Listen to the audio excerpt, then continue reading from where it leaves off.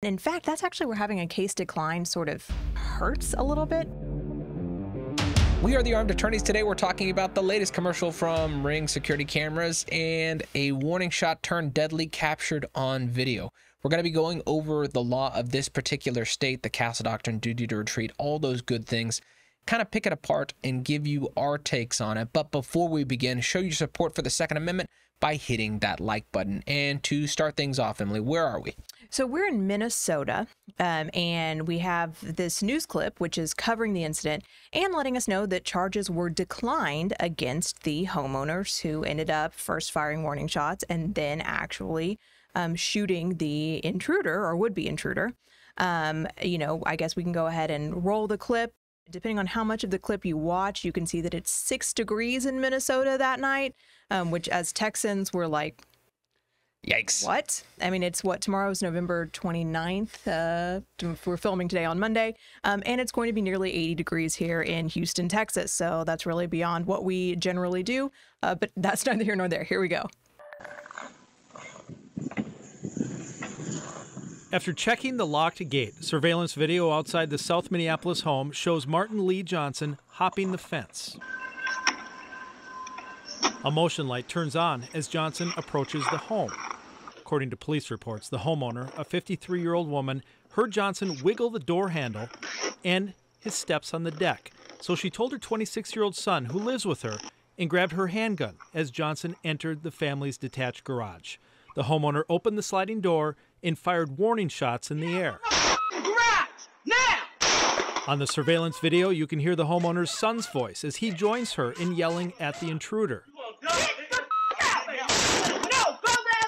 But instead of hopping back over the fence, Johnson walks toward them. And after 2 more warning shots, the fatal shot is fired by the son, who was standing next to his mother inside the open door, also holding a gun. So as you can see, we have someone who jumps the fence, tries the front door. That's the part that kind of makes my hair stand up, is like jiggling that doorknob. It's locked. Lock your doors, people. I don't care where you live. And then goes for that garage. Now, this is when, right, the homeowners see we've got 2 guns. We've got mom with the gun and son with the gun. Mom firing warning shots, son ultimately firing the shot that kills him. This is where we need to start breaking down the law, because we know the result from the district attorney's office, but the law in Minnesota is actually really sort of bad for self-defense. Yeah, so their general use of force or use of deadly force standard in Minnesota is that a person would be justified if you believe deadly force is necessary to prevent death or great bodily harm. So that's kind of the baseline that we start at. And the first thing I want to talk about is mom's warning shots. Yes. Do you think that, under that standard, it seems kind of dicey?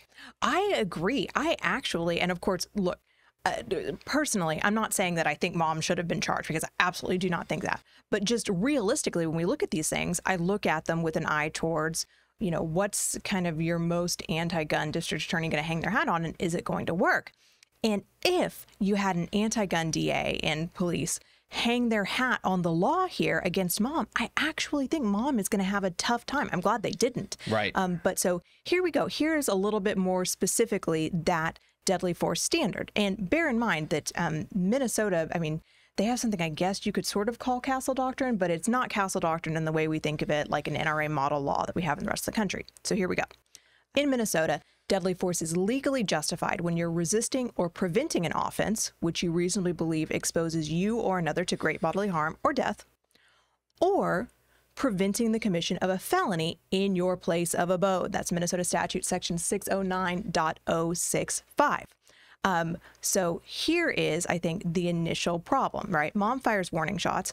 At that point, there's probably no risk of great bodily harm or death to her or her son, correct? No, not that. And then on top of that, Minnesota law specifically says that detached structures are not considered a part of your abode for purposes of the use of deadly force law in Minnesota. So we have a couple of cases that give explanation on that. So we're not preventing a felony necessarily in our abode at that point either. Right. And unless there's something really crazy that we can't see on camera, that garage is detached.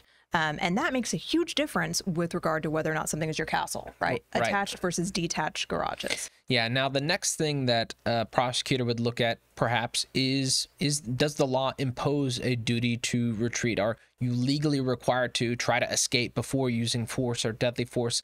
Thankfully, Minnesota does not have a duty to retreat if you're inside of your own house. If you're in your abode, right, Yeah. which is so limited, but I guess, better than having to retreat in your own home, which I think New Jersey has a law like that, weirdly. So I'm sorry, New Jerseyans, I can't even imagine. So no duty to retreat here, but then we see kind of the tables turn. This isn't just a, burglary or a breaking and entering into a detached structure. It changes into maybe this is a person crime when the burglar turns his attention from the garage, the warning shots are going off. He looks at mom and son, and he kind of starts stalking towards them in a very bizarre manner. Yes, we don't have to tell you. You guys know as well as we do. But for anyone out there who's hate watching us, I guess we'll go ahead and say it.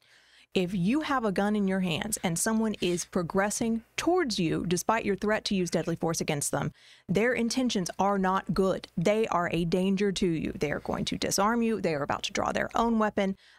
Maybe they're just totally crazy and they're going to attack you, regardless of the fact that you have a gun in your hands. So it is not good. And I do think that that is what perhaps turns the legal tables and helps this family, is that again, this is now no longer someone is doing something, not even in my abode, but in my attached garage, to someone is an imminent threat to my life for the reasons just stated. Yeah. And, so I think the prosecutor reached the correct conclusion here, declining to prosecute. And we see, you see all these different places where a potential criminal charge gets kicked out. The police, they close their investigation. Prosecutors decline a case. Grand jury no bills. Or maybe the prosecutor dismisses the case after indictment. So there's all these different places where a criminal case can get knocked out. And this is about as good of a result as you can get. Oh, yeah, certainly. Because, even presenting something to the grand jury. gosh, I just had a police officer client, go to grand jury, a couple weeks ago now? Yeah. On a fatal shooting, and knowing, I actually was there on the scene with him. We did the walkthrough. I went through a statement with him. I know that shoot was really, really solid, and still having it presented to the grand jury, because I can't be there. Having it presented to the grand jury is stressful. You don't know what that prosecutor is going to say to the grand jury. You don't know if you're going to get a rogue grand jury. So having it declined right at the outset there is the best possible scenario. It takes away the risk factors inherent in juries, judges, grand juries. All of it. Yeah, and I don't think that this will be the end of the story, though, because Minnesota does not have a civil immunity law. And so we kind of saw that in news reports that the family clearly outraged. Their loved one died. Whether we think it's justified or not, clearly justified in this scenario. There is I would say, a high likelihood a civil lawsuit follows. Absolutely. Without any civil immunity, potentially the homeowner is going to have to show up and prove that she and son were justified under Minnesota law. And in fact, that's actually where having a case decline sort of hurts a little bit, because if you have a case no billed by the grand jury or dismissed, you have a certified legal document that there was no probable cause found. And if there's no probable cause, how could there be proof by a preponderance of the evidence? You might say to yourself, that's a good document to have if you're sued civilly, not dispositive in some cases, but very, very good. You would think, well, if my case is declined, never taken to the grand jury, never indicted, never dismissed, that means I had a stronger self-defense case than the guy who actually did get indicted and dismissed later. I agree with you.